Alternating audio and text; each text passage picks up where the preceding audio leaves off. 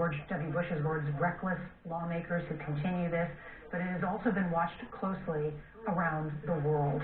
I want to bring in Michael Morell. He's the former acting director of the CIA and a CBS News senior national security contributor. Michael, thank you so much for joining us. How closely have our adversaries watched what happened today on Capitol Hill? Nora, it's good to be with you again. I think both our adversaries and our allies are watching this closely. I think our adversaries are looking at this as an opportunity. Both Russia and China have an interest in weakening us, and I think they will use this around the world to say to other countries, this is what democracy gets you. This is what following the United States in its democratic model can get you. They'll also use it domestically. Both of them, of course, are deeply concerned about democracy in their own countries, democratic movements in their own countries, so they'll use them domestically to tell their citizens this is what democracy gets you. I've talked, Nora, to a lot of our allies today. A lot of people that I worked with when I was in government reached out to me. They expressed that they were questioning about what was happening. They were having a hard time understanding it. They were expressing concern. And they were expressing a view, Nora, that I found interesting, and it was fairly consistent, which was this tells us that the political divisions in the United States are perhaps deeper than we even thought, and that it is going to take a considerable amount of time for those to heal, and we shouldn't expect the U.S. to lead in the world as long as those political divisions are there. So a very interesting message from some of our allies. And on that note, we're now hearing that there may be members of the President's national security team who are considering resigning. What are the implications of that? I understand the desire to resign. I think I would have it myself if I were serving. I would hope that they would leave behind individuals who they had confidence in. There's another 2 weeks to go here, and I do very much want people in place who know how to protect the country for the next 14 days. And when you hear Margaret Brennan's reporting that there are some members of the cabinet considering invoking the 25th Amendment, are we on the brink of a constitutional crisis? I think my reading of the Constitution, I'm not a lawyer, of course, but my reading of the Constitution is that it allows that, right, as a solution to a very difficult problem with a president who is not doing their job, who is actually endangering the nation by doing their job. So I see it as a constitutional solution to a problem, not as a constitutional crisis. Michael Morell, thank you for joining us and being with us. I would tend to agree. This would be in the category of a leadership crisis with a constitutional remedy. One of the great gifts that our founders bequeathed to us was the Constitution. It doesn't solve every problem, but it provides a roadmap and it provides a structure to resolve the hardest problems. And a leadership crisis of this magnitude would fall into that category of hardest problems. And it does provide a means by which to resolve it. It does not mean that there's a crisis. It means there is a remedy outlined by the Constitution, and all that needs to be done is a recognition of a problem that grave and a solution thereby triggered by the instruments of the Constitution. Now, we've had so many moments over the last 4 years where there were at least discussions about using restricted values of the Constitution, or the possibility that they'd have to be used. Did anyone really know what an emoluments issue was before this president? No. There have been examples of this, and we've just been reminded over and over again over the last 4 years that the Founding Fathers have thought through a lot of this. In fact, they laid out some of the Electoral College stuff that was supposed to happen today, but it wasn't until the 1880s, 1890s that they went back and passed a law to clarify some of it, because, as you said, there was one example where they realized we got to put in a little more clarity. So this is what the American system does. And to Mike's point, this is potentially a constitutional remedy not necessarily a crisis, although we're certainly in crisis mode here tonight in the nation's capital. But think about a story that we've covered, Nora, Hong Kong. What do you think China is going to do with this video about Hong Kong?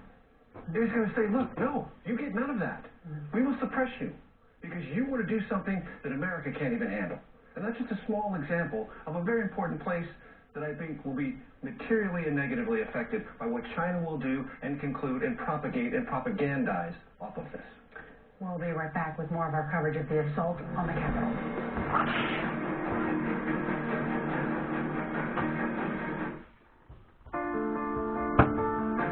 Today, when you shop or browse online, your personal information can be exposed. 1 minute it's in your hand, the next it's there, and everywhere, making you vulnerable to cyber criminals.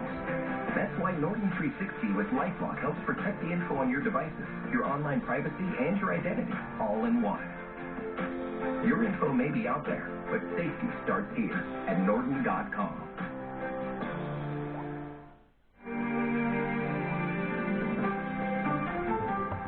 Night at 11, chaos at the Capitol. Congress is evacuated and protesters storm the building. We'll have complete team coverage on this developing story. Plus, what are states doing to speed up the vaccine rollout? News Channel 3 protects and alerts you at 11. Shutdowns, restrictions. Are these extreme measures really working? The News Channel 3 I-Team investigates the real impact these preventative orders are having. COVID-19. Tomorrow at 11 on News Channel 3.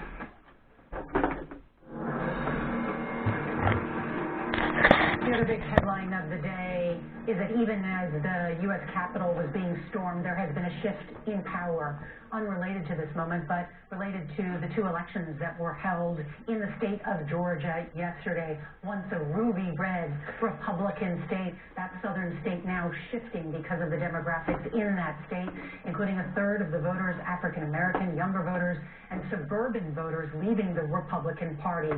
Just today, CBS News projecting the Democrats have won both Senate seats in the state of Georgia. Raphael Warnock, who is the pastor at the Ebenezer Church where Martin Luther King led and worshiped, will become the first black senator from the state of Georgia. Also, Jon Ossoff defeating the incumbent Republican and businessman David Perdue. Jon Ossoff becoming the youngest senator in decades. He's just 33 years old and becoming the first Jewish senator from the state of Georgia. Let's bring in Mark Strassman, who has been covering those Senate races in Atlanta. Mark, it's been one for the history books. It really has, Nora, and it's been a reality check here, particularly for Republicans. A reality check that this state is changing in many ways. It's younger, it's more diverse, and in its suburbs in particular, in Metro Atlanta, it is much more progressive than has historically been the case. It's also a reality check about the Trump years and the Trump years' impact. In just 2 months here, the president lost an election, and the party lost both of its Republican incumbents in the U.S. Senate. That in itself is devastating. There are many Republicans here, both lifelong Republican voters and state Republican leaders who are furious at the president. As recently as Monday.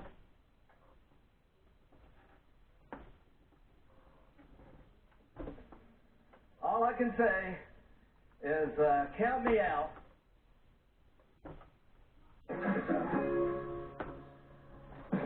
Temptation.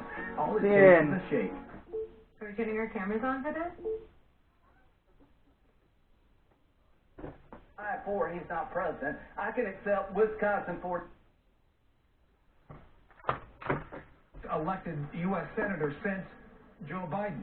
And then you have Reverend Raphael Warnock, who's the pastor here at Ebenezer Baptist Church, a historic pulpit where Martin Luther King Jr. once preached. And he is Georgia's first black senator. And in both cases, they ran as a team, the Republicans and the Democrats. And in the end, the Democratic message prevailed despite Georgia's reputation as a conservative state. It now has 2 Democratic senators, and it has not only shifted the power here in the state of Georgia, but as we all know, it's also shifted the balance of power at the U.S. Capitol as well. So a really remarkable 24 hours here in Georgia, remarkable and historic, and a bit of a gut check for the Republican Party here moving forward, Nora. Mark Strassman with some excellent reporting in Georgia. Two quick things. I spoke with a smart Republican strategist today who said, normally in this situation where you've got a Democratic president who's going to win and two Republican people running, they could make the very basic I'll be a check and balance on that Democratic president argument. The problem was, if they made that argument, they'd be parting ways with the president who insisted that he'd won, and the Republican base would stay home. So this strategist said they're handcuffed. They were handcuffed. There was just no way they were going to be able to break through and turn on enough people. Secondly, the almost immediate effect was that you had Joe Biden announce he's going to announce his Attorney General nominee tomorrow, Merrick Garland, judge from Court of Appeals. We want to listen to Lindsey Graham? We can listen to Lindsey Graham. We'll come back to one of the other things. I want to send them back to the states. I believe there was fraud. To the conservatives who believe in the Constitution, now's your chance to stand up and be counted. Originalism, count me in. It means what it says. So, Mike, Mr. Vice President, just hang in there. They said we can count on Mike. All of us can count on the Vice President. You're going to do the right thing. You're going to do the constitutional thing. You got a son who flies F-35. You got a son-in-law who flies F-18. They're out there flying so that we can get it right here.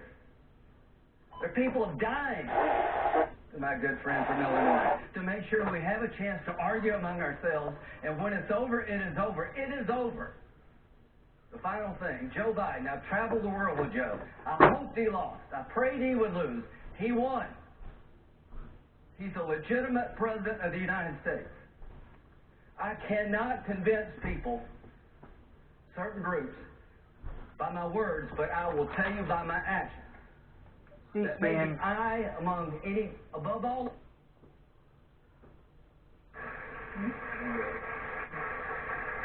For what purpose does the gentleman from New York seek recognition? Matters.